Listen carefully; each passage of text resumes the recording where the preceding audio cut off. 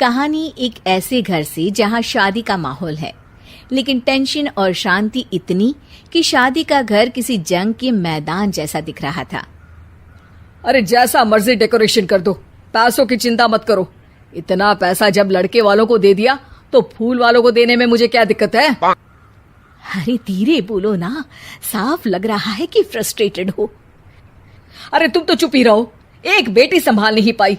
सारा दिन मैं काम पर जाता था, सोचता था घर पर बच्चों को अच्छे से संस्कार मिल रहे होंगे, लेकिन नहीं, मैडम को तो अपनी किटी और फैशन से फुर्सत मिले तब ना। माँ चुपचाप वहां से चली जाती है। समझ में नहीं आता कि आखिर शर्मा खानदान में हो क्या रहा है। कल तक चिड़िया सी फुदकने वाली शीना की शादी यूं अचानक एक मोटे काले लड़के से क्यों हो रही है? शीना कमरे में हाथ में गुड़िया लिए बोलती है, मेरे साथ जो हो रहा है ठीक हो रहा है। तुम तो सब जानती हो, साहिल मेरे लिए भगवान है। अब जब वो ही नहीं मिला तो फिर कोई भी हो, जिंदगी ही तो जीनी है, जी लेंगे। बाहर शीना की बुआ किसी से बात करती है। अरे मोटा नहीं, उसे तो खाते पीते घर का कहते हैं। अब ओबेरॉय का नाम भी किसी को बताने वाली बात है। उनका इकलौता लड़का तो करोड़ों की सामी तो है ही। अरे हमारी शीना बिटिया तो रानी बनेगी, रानी। इन सब के बीच कहीं कोने पर शीना हाथ में मेहंदी सजाए बैठी थी और आंखों में आंसू सजाए। और वो समय भी आ जाता है जब शीना मंडप के नीचे हाथ में वरमाला लिए खड़ी होती है, लेकिन तभी अफरा तफरी मच जाती है। कोई कहता है, अरे लड़के की माँ को हार्ट अटैक आ गया। अरे अच्छी खासी थी, कैसे हो गया? अरे कहते हैं ना, किसी किसी लड़की के पैर अच्छे नहीं होते। हो सकता है कि मनहूस है ये लड़की। शीना पास खड़ी सब सुन रही थी। फिर शीना अपने कमरे में आ जाती है। शादी ये कहकर नहीं होती कि लड़की मनहूस है। अब लगातार शीना के लिए लड़के देखने आते, लेकिन आस पड़ोस या किसी के कहने पर शादी हर बार टूट जाती। लेकिन एक दिन, अंकल, मैं काफी दिनों से आपसे मिलने की कोशिश कर रहा था, लेकिन हिम्मत नहीं हो पा रही थी। अरे बेटा, हिम्मत तो हमारी टूटी पड़ी है। वैसे कौन हो तुम?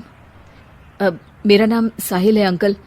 मैं शीना से प्यार करता हूँ और उसी से शादी करना चाहता हूँ। अरे अब तो किस जात के हो ये भी मायने नहीं रखता। बेटा, मेरी बेटी मनहूस है। ये सब कहते हैं कि इसीलिए उसकी शादी नहीं हो पा रही। अगर तुम शादी करने को तैयार हो तो ठीक है। शीना की शादी साहिल से हो जाती है। अगले दिन साहिल की माँ का देहांत हो जाता है और एक बार फिर लोग शीना को अपशकुनी कहने लगते हैं। अरे खा गई दीदी को ये। अरे क्या जरूरत थी साहिल किसी मनहूस को घर लाने की? पर बुआ, माँ की तो तबीयत पिछले कई साल से खराब थी। डॉक्टर्स ने जवाब दे दिया था। क्या पता ये भी उनका सौभाग्य हो कि वो बहू का मुंह देख पाई। अरे बहू का मुंह देख पाई, या ये कह लो कि बहू का मुंह देखते ही स्वर्ग लोक सिधार गई। खैर, हमें क्या, घर तुम्हारा है, हम तो चले। अब शीना को खुद पर ही शक होने लगता है कि कहीं सच में वो अपशकुनी तो नहीं। साहिल, हम दोनों की शादी नहीं हुई होती तो अच्छा था। देखो ना, कैसे पहले मेरी शादी टूटती थी और अब तुम्हारी माँ भी। अरे ऐसा कुछ नहीं होता शीना, अपशकुनी वगैरह कुछ नहीं होता। ये सब तो ईश्वर के खेल हैं। वो शादी तुम्हारी इसलिए टूट गई क्योंकि तुमको मेरी पत्नी बनाना था, और माँ का जाना तो तय था।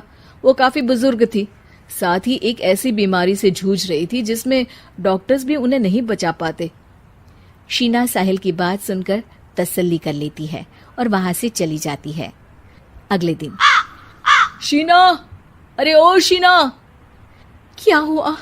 उफ, कहीं फिर मेरी वजह से कोई नुकसान? अरे नहीं नहीं शीना, तुम जानती हो, जिस प्रॉपर्टी के केस को हम बरसों से लड़ रहे थे उस पर फैसला आ गया, वो भी हमारे हक में। अब हम करोड़पति हो गए शीना। शीना शांत रहती है। अरे क्या हुआ? करोड़ पत्नी बनकर तुमको खुशी नहीं हुई? शीना की आंखों में पानी आ जाता है। चलिए जी, कुछ तो अच्छा हुआ मेरी जिंदगी में आकर आपके साथ। साहिल शीना को गले लगाकर कहता है, मेरी नई नौकरी भी तुम्हारे ही आने से लगी। ये प्रॉपर्टी का केस जीता। सब कुछ तो तुम्हारे आने के बाद ही हुआ, फिर तुम मनहूस कैसे? ये सुनकर शीना खुश हो जाती है।